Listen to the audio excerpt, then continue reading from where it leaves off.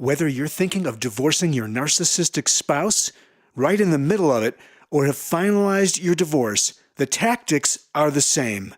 If this sounds like you need to know about Christine Hammond's new masterclass series, How to Survive a Divorce with a Narcissist. In this 4-hour video series, Christine Hammond introduces the toxic tactics that narcissists use to abuse, humiliate, and manipulate you, and teaches you exactly how to recognize these tactics and navigate through them with mastery and confidence. How to Survive a Divorce with a Narcissist is a deep dive, a masterclass that'll show you how narcissists use tactics like bait and switch, scare tactics, roller coaster ride, and child's play. It's How to Survive a Divorce with a Narcissist, a 4-hour recorded video masterclass with Christine Hammond. For more information or to purchase today, just go to growwithchristine.com/narcissism. That's growwithchristine.com/narcissism. This masterclass will change your life. Again, that's growwithchristine.com/narcissism.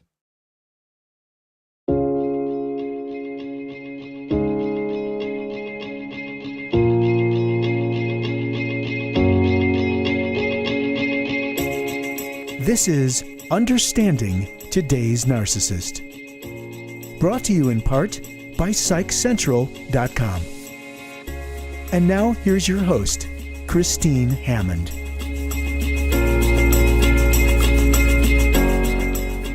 So this might sound like an interesting topic for today, but if you are married to somebody or in a relationship with somebody who has narcissistic personality disorder, you're going to really appreciate this. And what we're talking about today is how to talk about a person being a narcissist without using the word narcissist.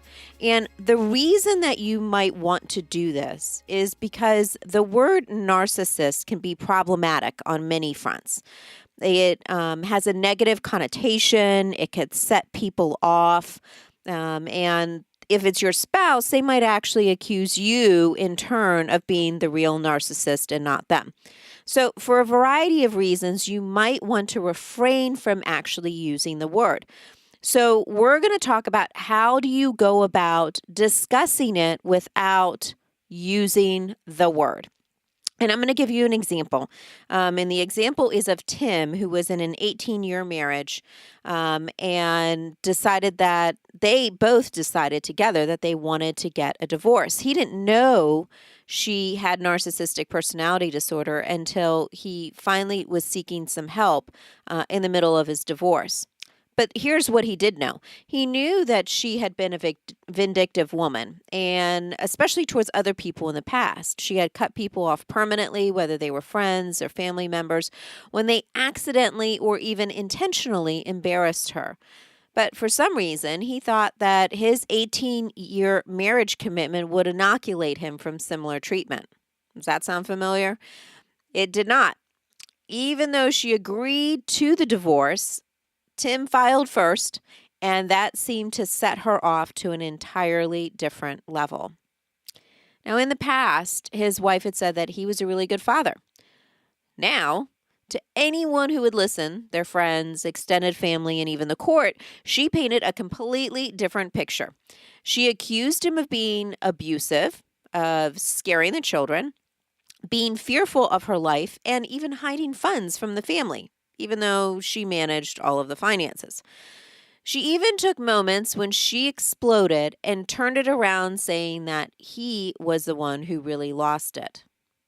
Tim was completely shocked and immediately went on the defensive, pulling out cards, text messages, and pictures, desperately trying to show the fallacy of all of her claims. He was confused by her response to the divorce, so he sought out some counseling. And it was from someone that they had seen a while ago, just happens to be me. It was then that he received confirmation of something that he had long suspected, which was that she was narcissistic. But now what? Tim can't go around telling everyone that she had narcissistic traits because then he's going to look just as bad as she does. Not to mention the fact that they're in the middle of a nasty divorce. He also didn't want to tell his children anything negative about their mother, unlike what she was doing with him, for fear that they would say something to friends or family, or even worse, say something to her, and her retaliation would then be even worse. So Tim needed a different strategy. So here's what we came up with. Number 1, pick out key words. So Tim took the definition of narcissism and selected clear words that were identifiable to his soon-to-be ex. So here is a list that you can work off of. Acts superior to others, behaves arrogantly, is unforgiving, doesn't apologize or admit any error, is selfish, exaggerates accomplishments, fantasizes about her looks, needs constant attention, obsessed with looking younger, believes others want her life, shows no empathy, and is opportunistic even when it hurts others, and demands others do exactly as she requests. So out of this entire list, he chose 6 traits that could be easily seen by other people. So remember, we're picking out key words here. Here's what he chose. He chose unapologetic, vain, no empathy, superior attitude, selfish, and demanding. So by using some of the traits and not the word narcissism, it opens up the dialogue without alienating or attacking or making it look like you're going after someone. So go back over that. You might need to rewind that, but pick out the key words that you can use going forward to talk about narcissism without actually having to say the word narcissist. Number 2, here's another way we went about it. It's called find other examples. So instead of pointing out the 6 traits in his soon-to-be ex to others, Tim chose a few popular people to highlight the same characteristics. For his friends, he selected a local politician who displayed the traits as well. That should be easy to find. For his kids, he selected a sports figure and an entertainer that they already knew and liked, but could also see the traits. For his family, he chose another relative that was already distant from the group. So by pointing out the behaviors and attitudes and actions that look narcissistic without using the word, Tim was able to begin a dialogue about dysfunctional conduct. He was also able to talk about the behavior without pointing a finger at his soon-to-be ex. And this is super important that you do this, because if you start pointing fingers, it will come back to haunt you. So find other examples. There are plenty of them out there. You can look at the media, just a real quick, brief news summary will tell you who the highlights are. Or look at the tabloids and see who is there on a regular, repeated basis. Those are people that usually are attention-seeking and narcissistic. Okay, so the first one was pick out key words. Second one was find other examples. And the third, I want you to learn from others. So once Tim's friends, kids, and family were all in agreement that the dysfunctional behavior, which was narcissist, but we're not saying the word narcissist, was wrong, he used this as a learning opportunity. For his kids, he talked about how not to be selfish and that this was unhealthy not to admit to doing something wrong. For his friends and family, he asked them how they handled people that had this dysfunctional behavior and what they believed that he could do differently. Never once did he mention his soon-to-be ex at any time. The conversation turned towards her. He very carefully redirected it.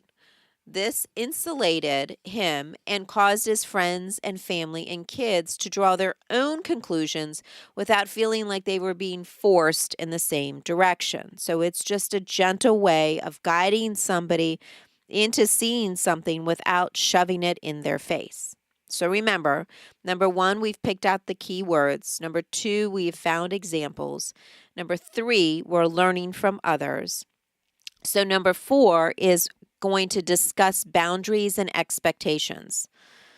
The next set of conversations was about resetting expectations and establishing healthy boundaries. Tim, having finally realized that he could not change his soon-to-be ex, began a dialogue about how some people don't want to change and it's wrong to force it on them. But if their behavior continues to be unhealthy, it's normal to set personal boundaries to keep from getting hurt. Again, he used the figures as his examples from step 2 and step 3 to come up with strategies for the establishment of healthy boundaries. By getting buy-in with other examples, his boundary setting with his soon-to-be ex appeared normal. So he's able to normalize his boundary setting with his soon-to-be ex by using examples from other people, getting people to see the importance of setting those boundaries, and even having them try it out themselves. This then helped to have a more healthy dialogue, again, about narcissism without saying the word narcissist. So that was number 4. The last is number 5. And so we call that manage the bully. So remember, we started off with picking out key words.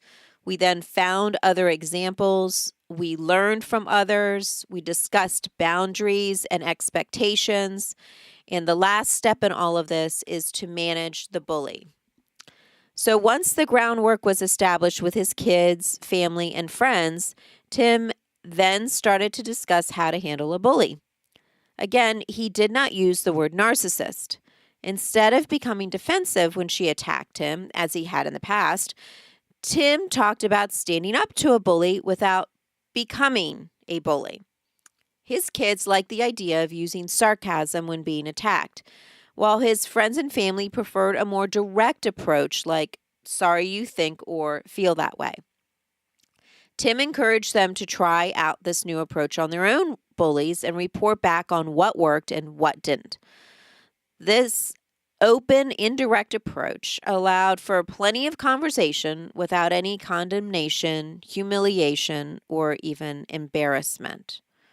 So the last step was to manage the bully, and by getting his family members to try things, he was also learning from what worked with them to find even new ways of being able to manage his own bully, who was his soon-to-be ex. So after several series of conversations, this whole entire process finally worked. His friends and his family and even his kids began to see that his soon-to-be ex was really a narcissist without him ever having to say one word about it. This changed the dialogue and minimized the impact of the narcissist and allowed Tim to have and maintain healthy relationships with his family, which was really important during this time.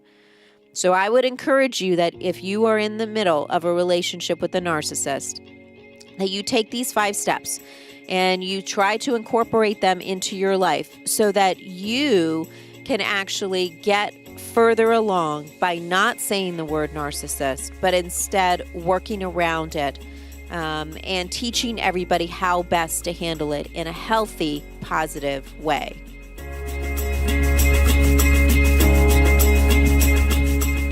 Thanks for listening to Understanding Today's Narcissist with Christine Hammond. Brought to you in part by PsychCentral.com. For more information, visit growwithchristine.com.